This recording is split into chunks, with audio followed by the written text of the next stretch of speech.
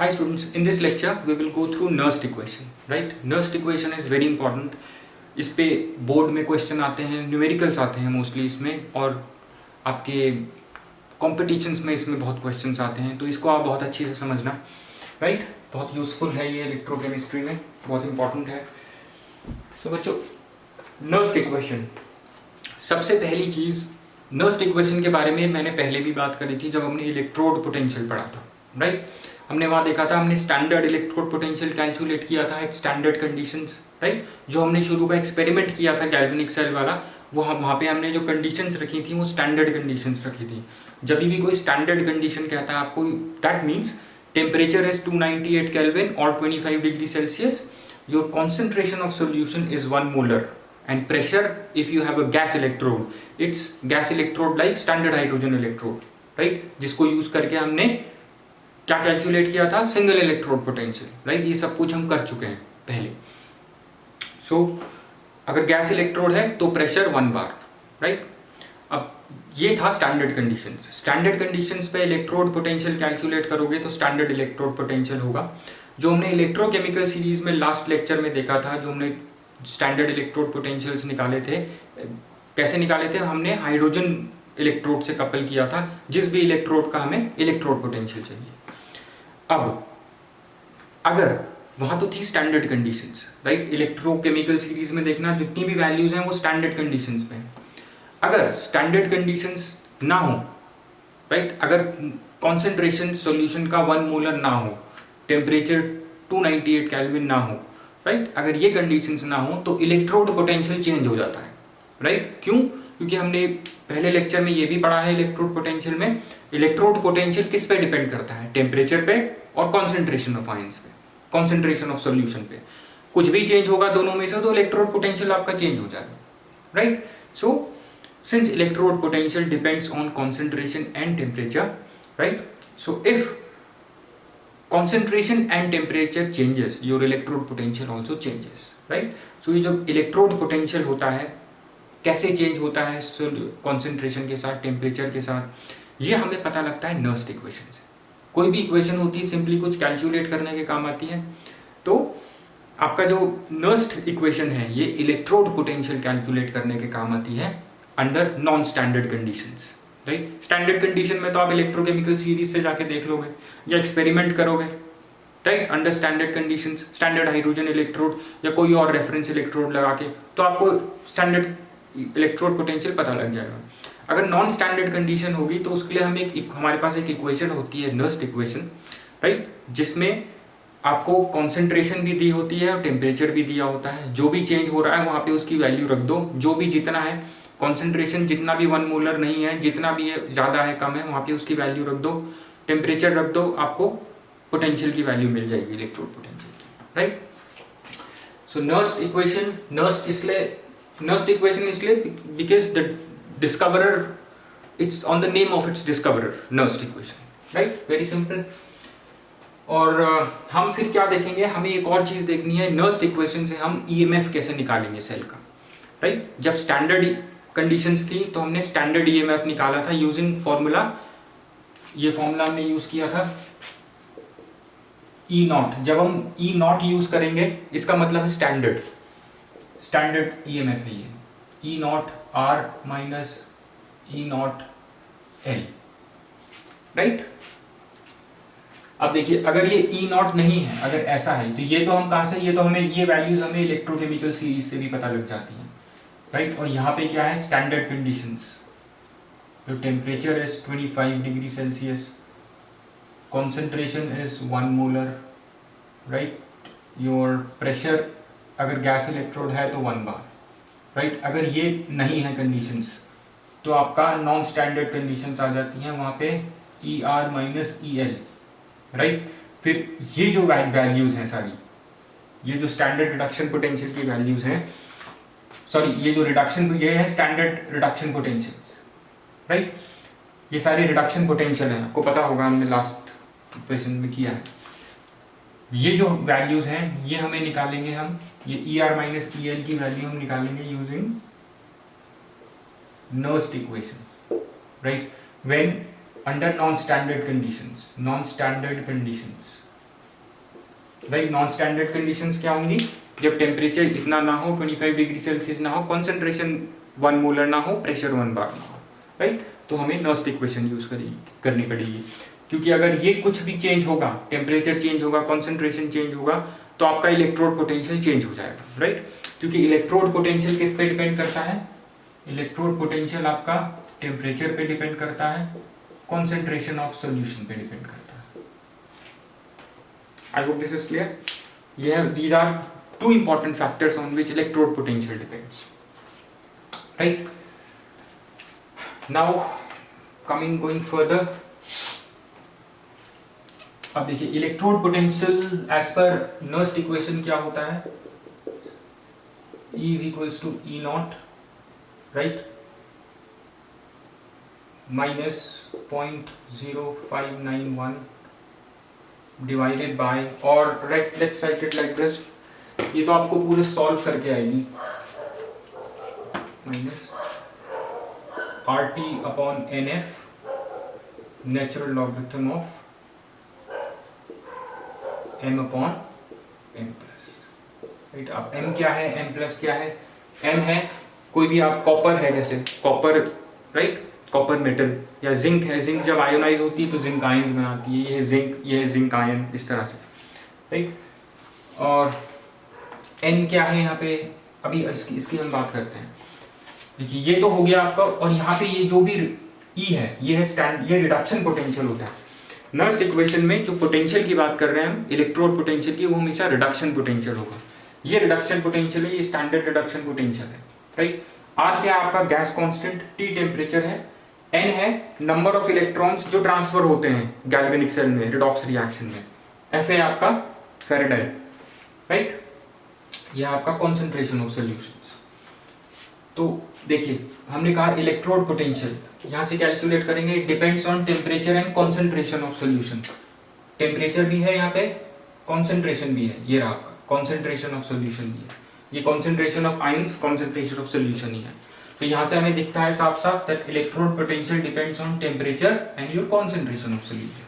तो ये जो है ये इसी का क्वांटिटेटिव फॉर्म है, इलेक्ट्रोड पोटेंशियल के फैक्टर्स का क्वांटिटेटिव फॉर्म आपका नर्स्ट इक्वेशन है, राइट। इसी का ही, इसको हम ऐसे भी कह सकते हैं, क्वांटिटेटिव फॉर्म जो है उसे हम कहते हैं Nernst equation. I hope this is clear, right. अब इसको हम फर्दर सॉल्व करेंगे नर्स्ट इक्वेशन को। देखिए R की वैल्यू होती है गैस कांस्टेंट 8.314 जूल्स पर केल्विन मोल। टेम्परेचर हम स्टैंडर्ड लेके चलते हैं, कॉन्सेंट्रेशन स्टैंडर्ड नहीं है लेकिन 298 केल्विन, राइट। N क्या है,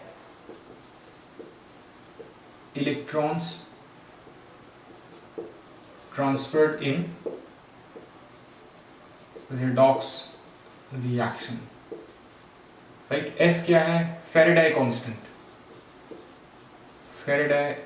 फैराडे कांस्टेंट, इसकी वैल्यू होती है 96,500 कूलम्स। होता क्या है, ये इंपॉर्टेंट है, इस पे थोड़ा ध्यान देना। This is charge on 1 mole of electrons. मैं कह रहा हूँ 96,500 कूलम्स। कूलम पे तो हम चार्ज कैलकुलेट करते हैं, हमें पता है फिजिक्स से। अब देखिए कैसे कैलकुलेट करेंगे, charge on 1 mole of electrons.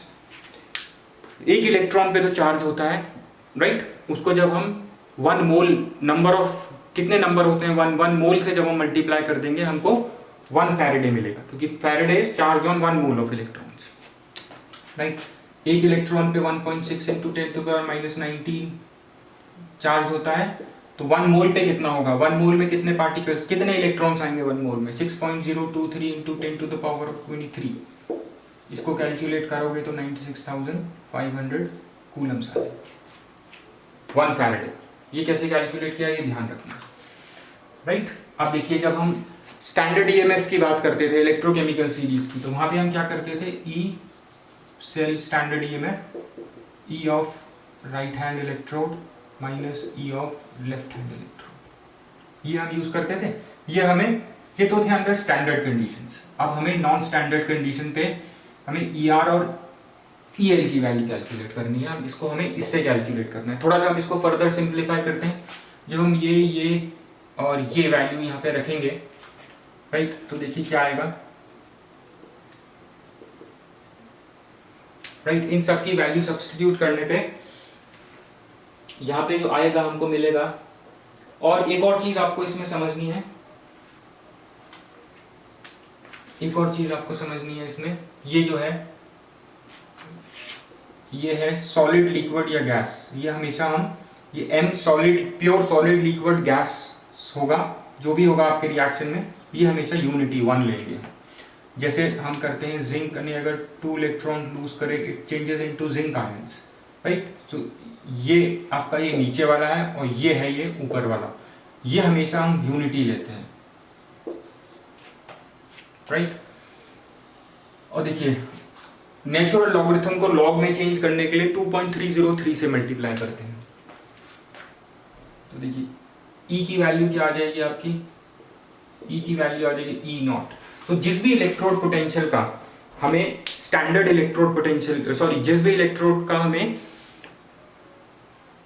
Reduction potential calculate करना है, right, under non standard conditions, तो हमें स्टैंडर्ड कंडीशंस पे उसका इलेक्ट्रोड पोटेंशियल पता होना चाहिए,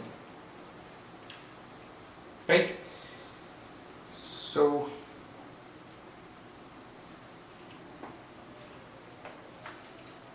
देखिए इसी को अगर मैं इसको मैं इस नेचुरल लॉग को मैं लॉग में कन्वर्ट करूंगा तो क्या आएगा, 2.303 RT अपॉन NF लॉग, ये unity 1 upon MN plus, right. I hope this is clear. E not minus, अब देखिए ये सब वैल्यूज जब मैं यहाँ पे रखूंगा RTF की वैल्यू, तो ये आ जाएगा 0.0591 डिवाइडेड बाय N।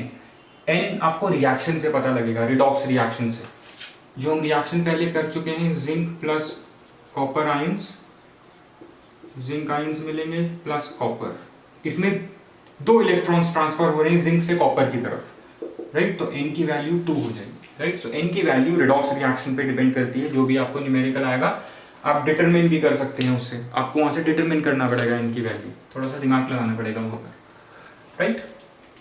0.0591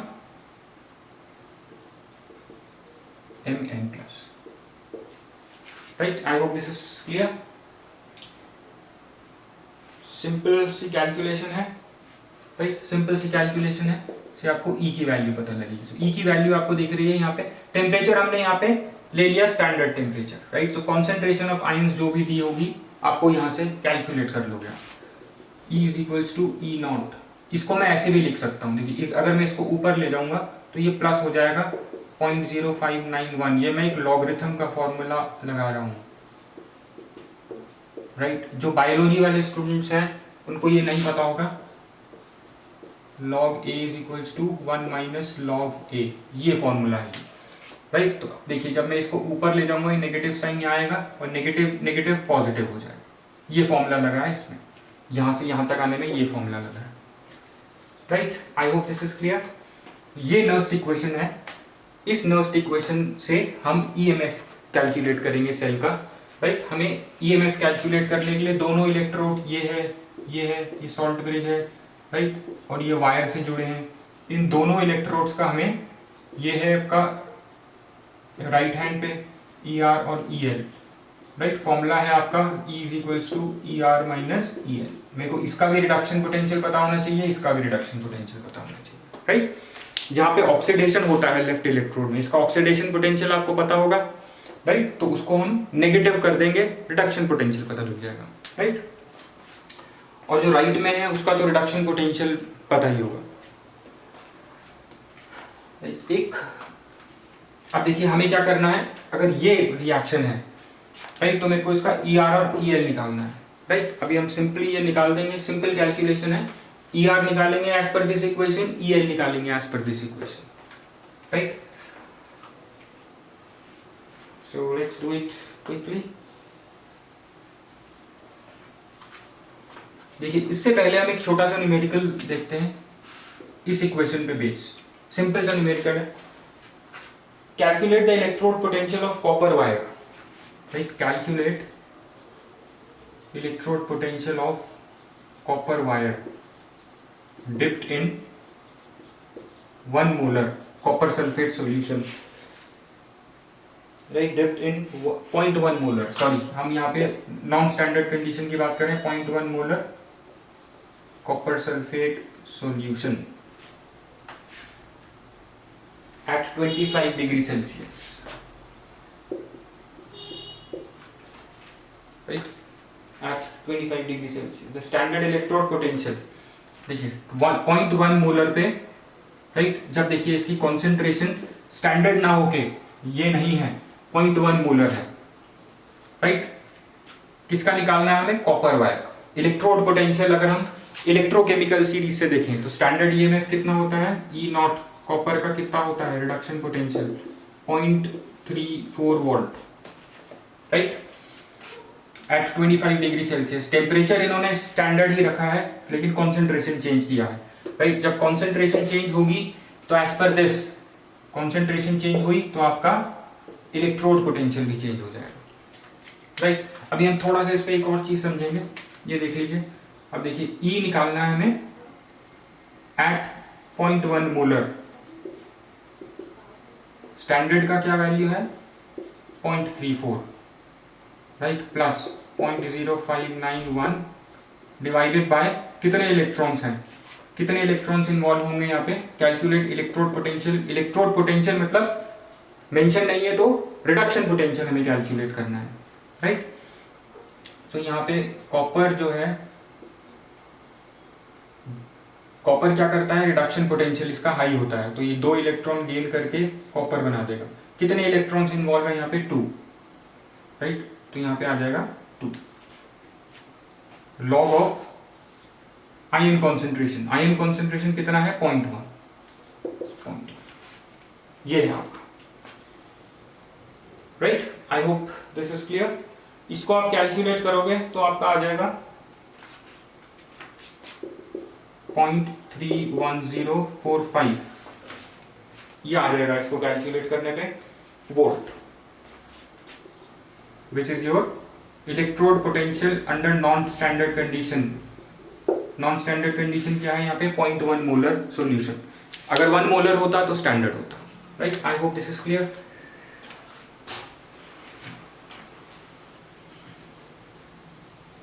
अब देखिए यहां से जो है, यहां से एक और चीज समझिए, जो electrode potential is directly proportional to concentration of ions.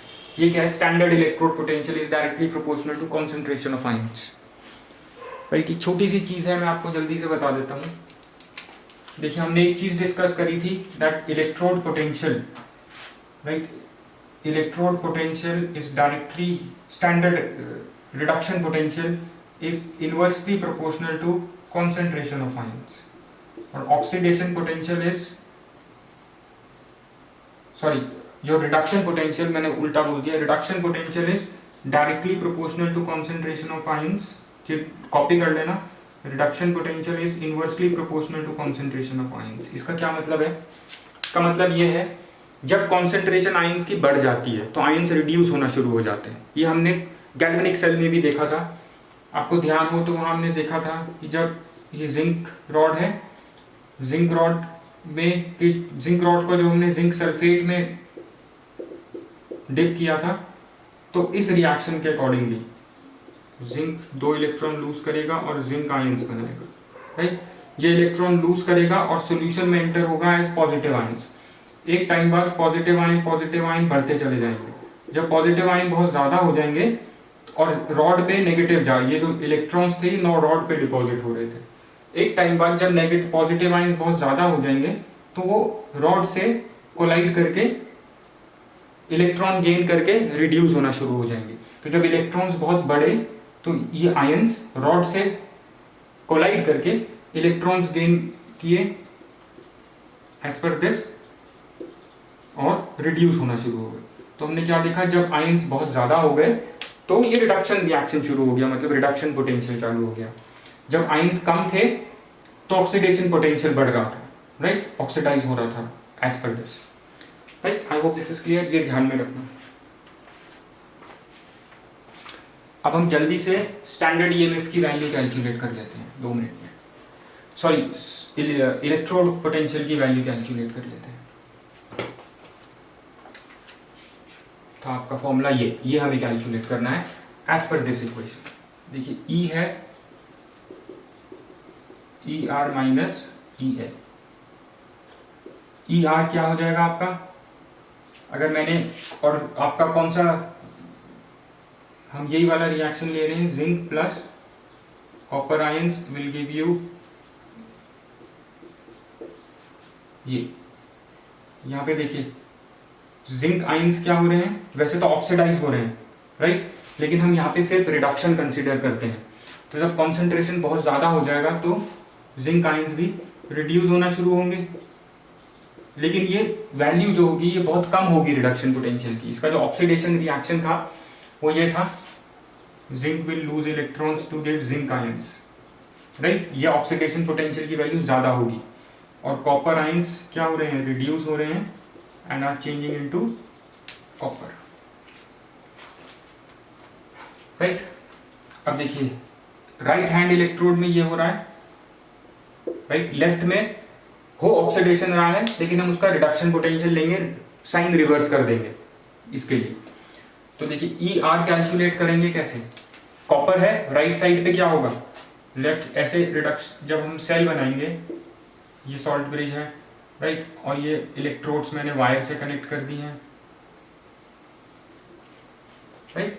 जब मैं ऐसे बनाऊंगा तो यहाँ पे होगा मेरा, ये यहाँ पे होगा जिंक रॉड और यहाँ पे होगा कॉपर, ये कॉपर सल्फेट होगा, इसमें जिंक सल्फेट होगा राइट। सो ई आर मतलब मेरे को रिडक्शन पोटेंशियल कॉपर का निकालना है राइट, और कॉपर का जो मान लो इसकी जो कॉन्सेंट्रेशन है 1 मोलर नहीं है, कुछ और है राइट। तो ये फॉर्मूला लगा दूंगा मैं यहाँ पे, E0R minus plus 0.0591 divided by n की वैल्यू हम आखिरी में रखेंगे, concentration of right hand electrode. Right hand में क्या है, कॉपर आयंस राइट, माइनस, इसको हम बड़े ब्रैकेट में बंद कर देते हैं, EL plus 0.0591 divided by n log zinc plus 2, इस तरह से right. Let me just write log zinc concentration as per this equation right. So हम E कैलकुलेट कर रहे हैं यहाँ पे, देखिए ER माइनस EL दोनों स्टैंडर्ड को मैं एक साथ कर लेता हूँ राइट। ER और EL हमने एक साथ कर लिया, और देखिए ये है प्लस, ये है माइनस। देखिए जब मैं इसको इससे माइनस करूंगा, इस वाले को इससे माइनस करूंगा, तो देखिए क्या होगा, प्लस 591 अपॉन n राइट। ये दोनों कॉमन है इसमें से, log of minus log of zinc 2 right. E is equals to, अब देखिए ER माइनस EL, ये है, ये स्टैंडर्ड EMF, सेल का स्टैंडर्ड EMF है ये, plus 0.0591 upon n copper ion concentration, zinc ion concentration, ये बन गया आपका फॉर्मूला राइट। अब देखिए लॉग, अगर मैं इसको ऊपर ले जाऊं, इसको नीचे ले आऊं, तो ये नेगेटिव हो जाएगा यहाँ पे साइन, आपको अपनी बुक में ऐसा भी दिखाई देगा राइट। ये हो जाएगा E is equals to E0 E cell plus, इसको माइनस कर देंगे फिर 0.0591 divided by n log of, zinc को ऊपर ले आऊंगा मैं, कॉपर को नीचे ले जाऊंगा ब्रैकेट में राइट। ये हो गया आपका EMF right of cell under non standard condition. ये तो हो गया EMF एट स्टैंडर्ड कंडीशन, इन दोनों की वैल्यू से जो बना, इन दोनों की वैल्यू से जो बना वो स्टैंडर्ड EMF पता लगा सेल का। ये आप इसकी वैल्यू आपको दी होती है न्यूमेरिकल में दोनों की, इससे आप ये निकाल लेंगे, राइट। और आपको ये कॉन्सेंट्रेशन ऑफ जिंक आयंस और कॉन्सेंट्रेशन ऑफ कॉपर आयंस दी होगी न्यूमेरिकल में, या कोई ट्रिक से आपको थोड़ा सा निकालना पड़ेगा, राइट। ये यहाँ पे वैल्यू रखोगे और n की वैल्यू यहाँ पे क्या है, 2 इलेक्ट्रॉन्स थे तो यहाँ पे मैं 2 कर दूंगा, ये आ गई आपकी। ये है EMF, ये इक्वेशन है आपकी for EMF under non standard conditions, right. और ये रिएक्शन क्या था, ये रिएक्शन ध्यान में रखना, ये था ये राइट। ये ऊपर कॉपर है, नीचे ये ऊपर ये है, राइट। इसको हमने 1 ले लिया था, शुरू में देख लिया था, और नीचे ये, राइट। अब देखिए थोड़ा सा हमें इसके आगे ही है जो हमने आगे का काम बात करनी है। I'll just rub this off. यहां तक I think it is clear. अब हम जल्दी से देखते हैं,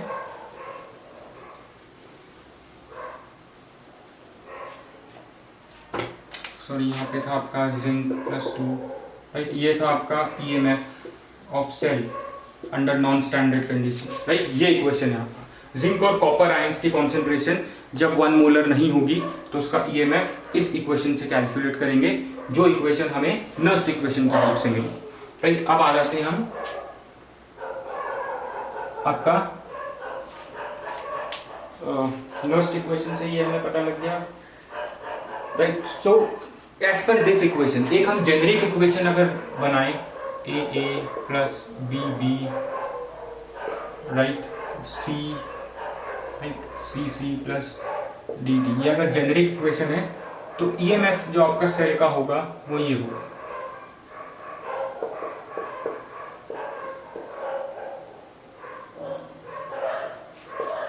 राइट। ये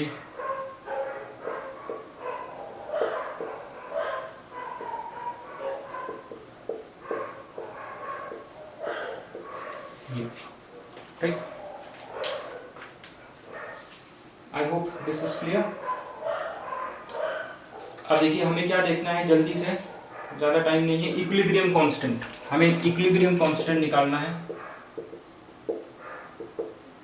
इक्विलिब्रियम कांस्टेंट K होता था, KC, इफ यू रिमेंबर। ये कहां से आता था, जब रिएक्शन इक्विलिब्रियम पे पहुंच जाएगा तब इक्विलिब्रियम कांस्टेंट की वैल्यू कितना, इक्विलिब्रियम कांस्टेंट मतलब होता है यह बताता है हमको एक्सटेंट ऑफ रिएक्शन, कितना रिएक्शन कंप्लीट हो चुका है, राइट। अगर इसकी वैल्यू बहुत ज्यादा है that means reaction almost complete हो चुका है। देखिए ये जो है इक्विलिब्रियम कांस्टेंट पे जो आपकी ये वैल्यू होती है रिडक्शन, ये जो इलेक्ट्रोड पोटेंशियल की आपकी वैल्यू होती है सेल के, वो 0 होती है एट इक्विलिब्रियम, E = 0, राइट। तो E हो जाएगा आपका 0। ये सिंपल सी कैलकुलेशन है, अगर आपको इक्विलिब्रियम कांस्टेंट पता है क्या होता है, डिवाइडेड बाय 2। अब देखिए लॉग, ये जो होता है आपका, ये होता है आपका रिएक्शन कोएफिशिएंट, राइट। ये होता है आपका रिएक्शन कोएफिशिएंट, ये होता है KC, रिएक्शन कोएफिशिएंट, राइट। यहीं पे अगर मैं इसकी जगह ये लेता हूं, ये इक्वेशन, ये जो है आपका ये, क्योंकि देखिए यहाँ पे जब आप जिंक और कॉपर इन दोनों को तो हमने 1 ले लिया था, राइट। तो बचे ये दोनों आयंस, इसी तरीके की इक्वेशन है ये दोनों आयंस बचे, राइट। तो ये जो है आपका, ये आपका रिएक्शन कोएफिशिएंट है, इक्विलिब्रियम कांस्टेंट। इसको हम इक्विलिब्रियम कांस्टेंट बोलते हैं, राइट। इसको हम बोलते हैं जब रिएक्शन इक्विलिब्रियम पे आ जाएगा तो ये जो है आपका, ये आपका KC equilibrium constant, 0 = then -0.0591/2 log of KC, right. so 0.0591/2 log of KC = standard EMF cell का, यहां से आप KC की वैल्यू निकाल लेंगे, right. I hope this is clear,